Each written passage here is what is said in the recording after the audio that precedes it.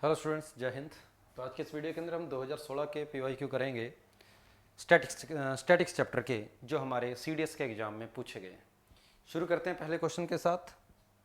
पहला क्वेश्चन कुछ ऐसा है, the election result in which 6 parties, 6 parties के इलेक्शन रिजल्ट की बात की गई है।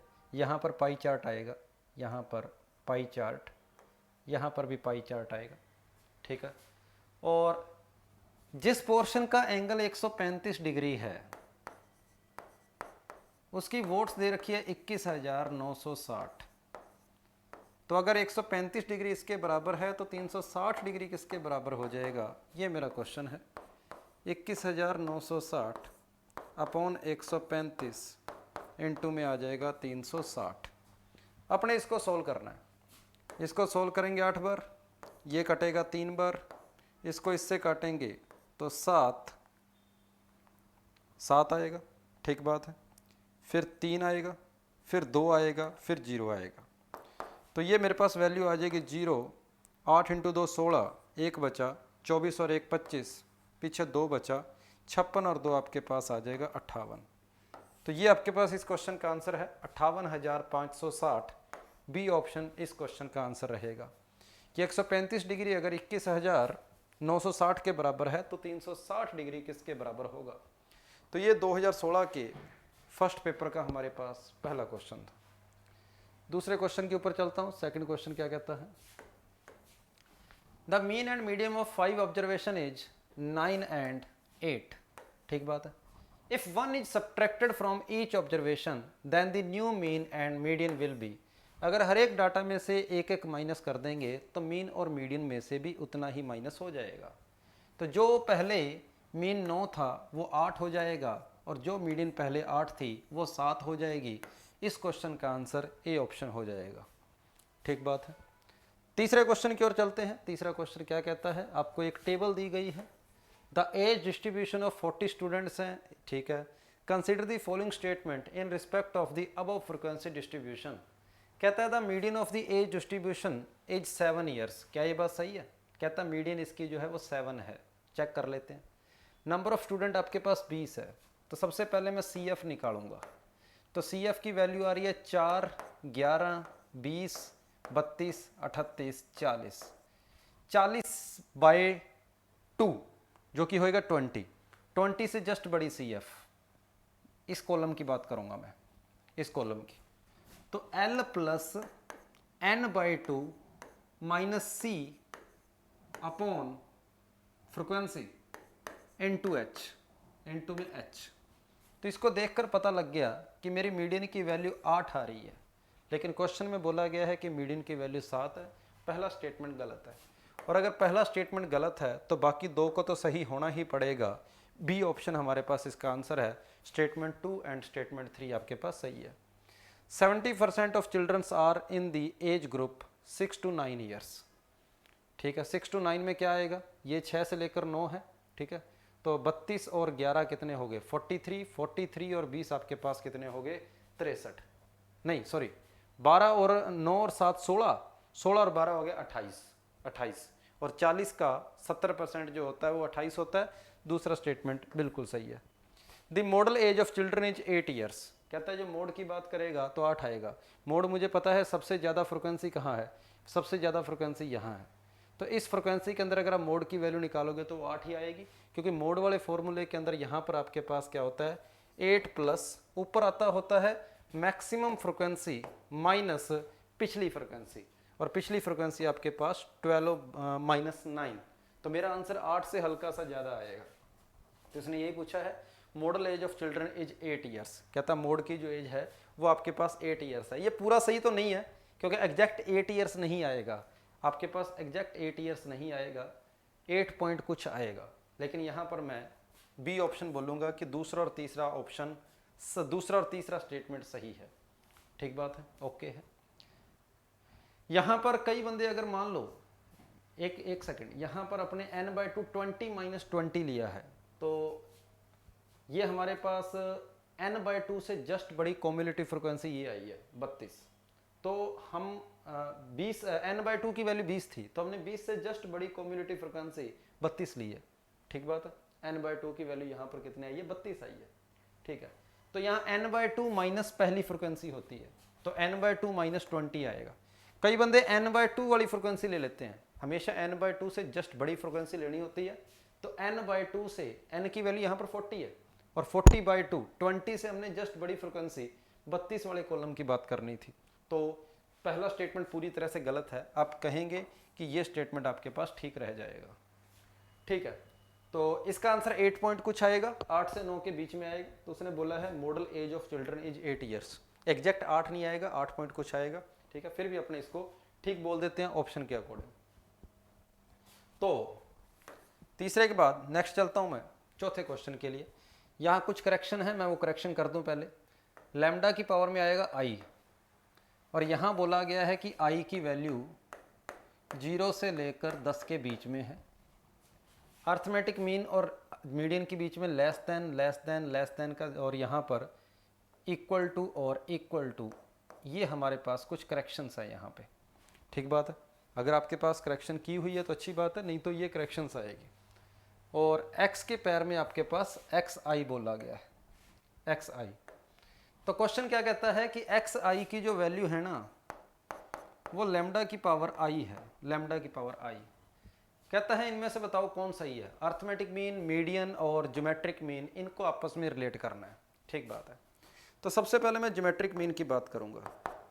तो 1 पुट किया, 2 पुट किया, 3 पुट किया, ऐसे करते करते मेरे पास कितने डाटा है, डाटा की वैल्यू यहाँ पर 10 डाटा है। 10 डाटा है तो मैं ऐसे मल्टीप्लाई करते करते लैम्डा की पावर 10 तक जाऊंगा, और इसकी पावर 1/10 होएगी, तो लैम्डा की पावर 55 की पावर 1/10 आ जाएगा, और मैं बोलूँगा कि मेरा आंसर आएगा लैम्डा की पावर 5.5 आएगी, लैम्डा की पावर 5.5 आएगी। ये मेरे पास इस क्वेश्चन का आंसर है। उसने बोला लैम्डा 1 से बड़ा है, अगर लैम्डा की वैल्यू मैं 2 भी लेता हूँ तो मेरा इस क्वेश्चन का आंसर आएगा 2 की पावर 5.5, और 2 की पावर 5.5 का मतलब 2 की पावर 5 तो होता है 32, और 2 की पावर आधा मतलब √2, तो 32 इंटू 1.4 लगभग हो जाएगा। तो ये कितना बनेगा, अगर मैं इसके यहाँ पर 1.41 लूँ √2 की वैल्यू, तो ये कितना आएगा, ये आएगा 2, पीछे बचा 3, 128 का 3 31, पीछे बचा 13, 32 और 13 मेरे पास आ जाएगा 45। तो मेरे पास आंसर आएगा 45.12। ये मेरे पास ज्योमेट्रिक मीन आया है। ठीक बात। अब और मुझे चाहिए मीडियन। मीडियन क्या होती है, मीडियन कहता है डाटा को असेंडिंग ऑर्डर में लिखो, बीचों बीच वाला डाटा आपकी मीडियन होती है।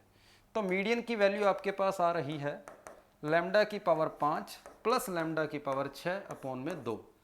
ठीक है, अब इसको देख लो कि ये कितना होता है, लैम्डा की पावर 5 प्लस लैम्डा की पावर 6, ये कितना होता है, मैं इसको चेक कर लेता हूँ। लैम्डा जैसे मैंने 2 माना था, 2 पुट कर दो यहाँ पे, 2 पुट किया तो 32 प्लस 64/2 आ गया, जो कि 96/2 आएगा, जो कि 48 आएगा। सही बात है। इसको देखकर मुझे पता लगा कि ज्योमेट्रिक मीन की वैल्यू छोटी आ रही है पर मीडियन की वैल्यू बड़ी आ रही है, और ज्योमेट्रिक मीन की वैल्यू छोटी है, मीडियन की वैल्यू बड़ी है। मेरा आंसर इस क्वेश्चन का हो जाएगा बी ऑप्शन हो जाएगा। बी ऑप्शन अपने पास इस क्वेश्चन का आंसर है। ये था। ठीक बात है, ओके है। अर्थमेटिक ज्योमेट्रिक मीन छोटा है और आपके पास मीडियन की वैल्यू जो है वो फिलहाल बड़ी आ रही है। बी ऑप्शन इसका आंसर रहेगा। क्वेश्चन नंबर 4 था ये। क्वेश्चन नंबर 4 के बाद मैं क्वेश्चन नंबर 5 की ओर बढ़ता हूँ। क्वेश्चन नंबर 5 क्या बोलता है, क्वेश्चन नंबर 5 क्या कहता है, देखते हैं। xi is equal to 1/i है, और i की वैल्यू 1 से लेकर 11 दे रखी है। बोला गया है कि इनमें से क्या करेक्ट है, ये पूछा है। अर्थमेटिक मीन की बात की गई है, ज्योमेट्रिक मीन की बात की गई है, और हार्मोनिक मीन की बात की गई है। तो ठीक है भाई, सबसे पहले तो अर्थमेटिक मीन निकालूंगा तो मुझे इन सभी को आपस में ऐड करके बाय में 11 करना पड़ेगा, लंबा जाएगा। अगर मैं ज्योमेट्रिक मीन की बात करूंगा, इन सभी को आपस में मल्टीप्लाई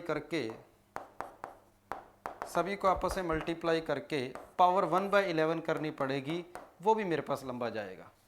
अगर मैं हार्मोनिक मीन की बात करूंगा तो हार्मोनिक मीन क्या होते हैं, जितने नंबर है वो अपॉन मीन का रेसिप्रोकल हो जाएगा 1 + 2 + 3 प्लस, ऐसे करते करते हमने कहाँ तक जाना है, 11 तक जाना है, 11 तक। ठीक बात है, ऐसे करते करते हमने 11 तक जाना है। तो ये बनेगा 11/66 जो कि आ जाएगा 1/6। मतलब इन सभी का जो हार्मोनिक मीन है उसकी वैल्यू 1/6 के बराबर आ रही है। ठीक बात है। और अगर मैं इसको असेंडिंग ऑर्डर में लिखूं, अगर इन सभी डाटा को आई, इस पूरे आई की वैल्यू 1 2 3 पुट करेंगे, और अगर डाटा को मैं असेंडिंग ऑर्डर में लिखूं तो डाटा कुछ ऐसा बनेगा असेंडिंग ऑर्डर में। ये असेंडिंग ऑर्डर में लिख दिया, और इस डाटा के बिल्कुल मिडल में जो आएगा 1/6 इसके बिल्कुल बीच में आएगा। इसका मतलब हार्मोनिक मीन की वैल्यू जो 1/6 आई है और मीडियन की वैल्यू जो 1/6 आएगी, दोनों वैल्यू आपस में बराबर है। आपके पास डी ऑप्शन इस क्वेश्चन का आंसर है। अर्थमेटिक मीन निकालना मेरे लिए मुश्किल है, ज्योमेट्रिक मीन भी मुश्किल है, तो इसलिए मैंने एक बार हार्मोनिक मीन निकाल के देखा और हार्मोनिक मीन वो मीडियन के बराबर आ गया। इस क्वेश्चन का आंसर डी ऑप्शन हो जाएगा। 2016 के फर्स्ट पेपर का 5वां क्वेश्चन था ये। मैं छठे क्वेश्चन की ओर चलता हूँ। कहता है एक्स की वैल्यू 0 से बड़ी है, तो कहता है व्हाट इज द मीडियन। इसकी मीडियन की बात की गई, मीडियन क्या होएगी। ठीक बात है। पहले इसको देख लो, क्या ये असेंडिंग ऑर्डर में है? नहीं, इसको पहले अपने असेंडिंग ऑर्डर में लिखना पड़ेगा। सबसे छोटा सबसे पहले आएगा, ये सबसे छोटा है, उसके बाद ये आएगा x-3, उसके बाद ये आएगा x-25, उसके बाद ये आएगा x-2, उसके बाद x माइनस वाले कुछ नहीं है, x-0.5 है, फिर x+0.5 है, और फिर मेरे पास है x+4 और x+5, x+4 और x+5। लो भाई, बीचों बीच में जो पड़ा है वो मीडियन है। 1 2 3 4 5 6 7 और 8 डाटा हैं बीचों बीच में, ये दोनों आ रहे हैं। इन दोनों के अपने एवरेज ले लेंगे, वो मेरी मीडियन आ जाएगी।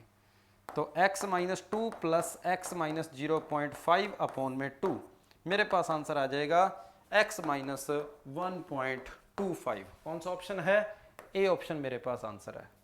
तो मैंने डाटा को असेंडिंग ऑर्डर में लिखकर उसके बिल्कुल बीचों बीच वाले दोनों उठा लिए, उन दोनों की एवरेज ले ली, मेरे पास मीडियन आ जाएगी। क्वेश्चन नंबर 6 के बाद मैं क्वेश्चन नंबर 7 की ओर चलता हूँ। The median of a set of 9 distinct observations is इतना, if each the largest 4 observations of the set is increase by 2 then median. The median of set of 9 observation, आपके पास 9 ऑब्जर्वेशन दे रखी है। ठीक है, यहाँ 5वीं है जो कि मीडियन होगी। यहाँ आपके पास अगली 4 ऑब्जर्वेशन है। उसने बोला है कि अगली 4 जो ऑब्जर्वेशन है इन सभी को 2 से मल्टीप्लाई कर दो, मीडियन पे क्या फर्क पड़ेगा? तो मीडियन पे तो कोई फर्क नहीं पड़ेगा, मीडियन तो यहीं पर है। आपका आंसर यहाँ पर डी ऑप्शन हो जाएगा। बिल्कुल नकली सा क्वेश्चन था, सीधा सीधा। क्वेश्चन नंबर 7 था ये। क्वेश्चन नंबर 8 क्या कहता है? Number of credit cards held by an individual can be treated as. Credit card category की बात हो रही है। बैंक के अंदर अलग अलग अपनी कैटेगरी होती है। पाई चार्ट से आप इसको अच्छे तरीके से बताएंगे, ठीक है, कि इनके पास क्रेडिट कार्ड है, इसके पास और कोई सर्विस है, इसके पास और कोई सर्विस है, वगैरह वगैरह। और कैटेगोरियल रिप्रेजेंटेशन जो होता है उसके लिए पाई चार्ट सबसे ज़्यादा सूटेबल होता है। आपका आंसर सी ऑप्शन आ जाएगा, कैटेगोरियल डाटा। क्वेश्चन नंबर 8 के बाद मैं क्वेश्चन नंबर 9 की ओर चलता हूँ। 9वां क्वेश्चन क्या कहता है? 2016 के सेकंड पेपर का क्वेश्चन है। A pie chart the classification of total fund of an organization according to different source of fund, a particular sector of a pie chart for the corporate tax has angle 108 degree. ठीक है, what is the percentage of income from the, अच्छा इसको percentage में convert करना है भाई। और तो कभी भी डिग्री को परसेंटेज में कन्वर्ट करना हो तो हम जानते हैं 3.6 से डिवाइड कर दो, आंसर आ जाएगा। 3.6 से डिवाइड कर दो, आपके पास आंसर आ जाएगा 30%। इस क्वेश्चन का आंसर है। पाई चार्ट के अंदर परसेंटेज को और डिग्री को आपस में कैसे रिलेट करते हैं? 1% इक्वल टू होता है 3.6 डिग्री। मैंने वही डायरेक्ट रिलेशन लगाया और डिग्री को परसेंटेज में कन्वर्ट कर दिया। क्वेश्चन नंबर 9 के बाद मैं क्वेश्चन नंबर 10 की ओर बढ़ता हूँ। क्वेश्चन नंबर 10 आपके सामने है। Consider the following statement. कहता है ये एक म्यूचुअली एक्सक्लूसिव है, बिल्कुल सही बात है, म्यूचुअली एक्सक्लूसिव है। ठीक है, कहता है the classes of type are mutually inclusive, बिल्कुल ठीक बात है। 20 है, 20 है, ठीक बात है। दोनों में 20 दोनों में आ रहा है, म्यूचुअली इंक्लूसिव है, बिल्कुल सही है। तो इसका आंसर दोनों स्टेटमेंट ठीक हो जाएंगे, बोथ 1 एंड बोथ 2। एक्सक्लूसिव क्या बोलता है? कुछ भी कॉमन नहीं आना चाहिए। इंक्लूसिव कहता है कुछ ना कुछ कॉमन आना चाहिए। क्वेश्चन नंबर 10 के बाद क्वेश्चन नंबर 11 की ओर बढ़ता हूं मैं। Question number 11, suppose the class interval 10 से 15 हैज फ्रीक्वेंसी 30। ठीक है, then what is the frequency density. Frequency density क्या होती है? जितनी फ्रिक्वेंसी है उसको क्लास इंटरवल से डिवाइड कर दो, जितनी फ्रिक्वेंसी है उसको क्लास इंटरवल से डिवाइड कर दो, आपके पास फ्रिक्वेंसी डेंसिटी आ जाएगी और इस क्वेश्चन का आंसर आपके पास आ जाएगा 6। क्वेश्चन नंबर 11 के बाद कंप्लीट। ये आपके थे 2016 के सभी क्वेश्चन, 2016 के फर्स्ट पेपर के और सेकंड पेपर के आसान क्वेश्चन थे। एक दो क्वेश्चन बीच में फिर भी सोचने वाले थे जो हमने अर्थमेटिक मीन और ज्योमेट्रिक मीन वाले किए थे। तो इस वीडियो के अंदर फिलहाल इतना ही, फिर भी कोई डाउट हो, कोई करेक्शन लगे तो कमेंट बॉक्स के अंदर बताएं। थैंक यू सभी को, जय हिंद।